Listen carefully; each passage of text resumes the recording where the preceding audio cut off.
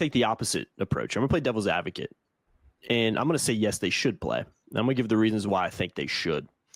Because let me preface it by the only thing I don't like about this idea is it would have to be a non-conference game, essentially is what we're kind of saying here. If they were to play each other, it would have to be a non-conference game. That is the part of it I don't like. So I'll go out and get that out of the way. I've always been of the belief that it is kind of stupid to play a team that's in your conference in a non-conference game. That to me just doesn't make any sense. Like, they're in your conference, they're right down the road. Like, why we got to play non-conference?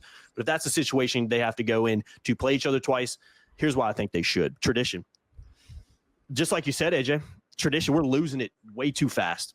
Tradition and all this stuff that has been kind of something you associate Carolina and State playing twice a year, once in Raleigh, once in UNC. As long as I've been around, I can remember that. As long as you've been around, you can remember that. And all of a sudden, because you had these schools from the middle of, the West Coast, the all-coast conference, what I call it now.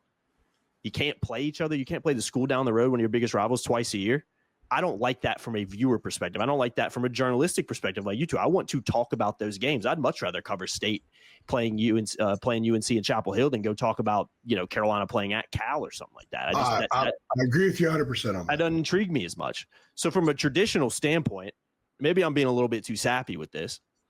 I want to keep that tradition alive, and I want to see these two schools playing. And even more from a selfish reason right now, I want to see these two schools playing even more now because of what I think Will Wade's going to be able to do at North Carolina State. I think he's going to do a good job there. And I want to see that matchup more than I wanted to see a Kevin Keats-led NC State team play North Carolina. So I think to keep their tradition, and also, too, it's good for the area. We talk about area. We did a podcast talking about having a multi-team event tournament where Duke, Carolina, NC State kind of host it. We talked about how positive that will be for the area. But for this area of college basketball and how historic it is and how special it is, not being able to see Carolina, NC State play twice a year hurts the area for basketball too. So tradition standpoint, positive for the area, keeping that tradition alive here, and also a little bit of a selfish perspective, wanting to see a little bit more matchup and seeing what that rivalry is going to evolve into.